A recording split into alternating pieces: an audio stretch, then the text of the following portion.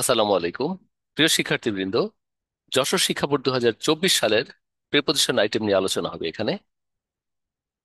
ঠিক এখানেও কিন্তু আহ, যে ব্যাপারটি বারে বারে বলে থাকি আমি যে দুই ধরনের প্রিপোজিশন কাজ করে একটি প্রিপোজিশনের প্যাসেজে। সেটি হচ্ছে মিনিং অনুসারে একটি হয়, আরেকটি হচ্ছে একদম স্পেসিফিক অর্থাৎ অ্যাপ্রোপ্রিয়েট প্রিপোজিশন যেটিকে আমরা বলে থাকি সেটি হয়ে থাকি।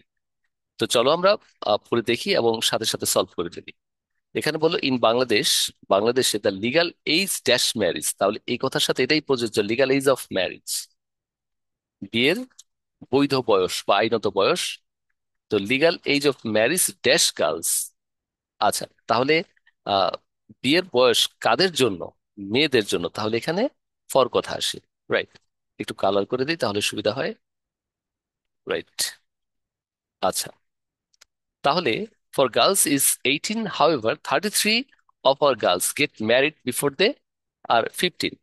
আমাদের মেয়েদের, মেয়েদের মধ্যে 33%ই বিয়ে হয়ে যায় যে তারা 15 বয়সে পৌঁছানোর পূর্বে, অ্যান্ড 60% ড্যাশ দেম, অর্থাৎ তাদের 60%। তাহলে র কথার মানে হচ্ছে অফ কথা।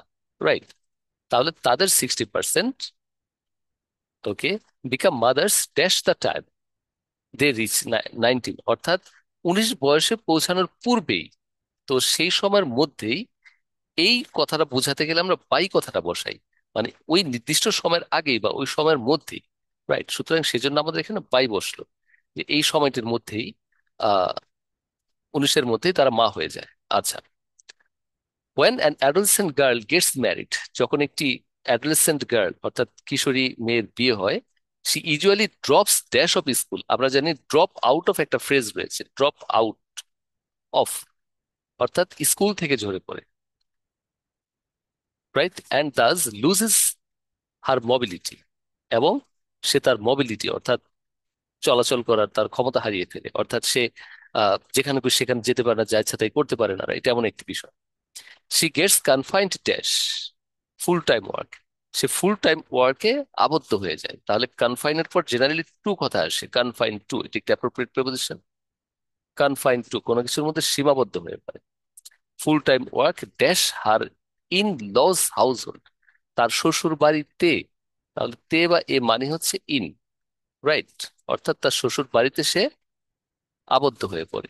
Right, she loses social status, এবং সে সামাজিক সম্মান হারিয়ে ফেলে, মর্যাদা হারিয়ে ফেলে, বা তার একটি অবস্থান হারিয়ে ফেলে। And all the opportunities, right, dash economic independence, এবং ইকোনমিক ইন্ডিপেন্ডেন্সের, রাইট, সকল অর্থনৈতিক নির্ভরশীলতার সুযোগ হারিয়ে ফেলে। তাহলে এখানে র কথা আসতে পারে, যে অর্থনৈতিক স্বাধীনতার সে সুযোগগুলি হারিয়ে ফেলে। তাহলে এখানে আমরা অফ কথা বসাবো।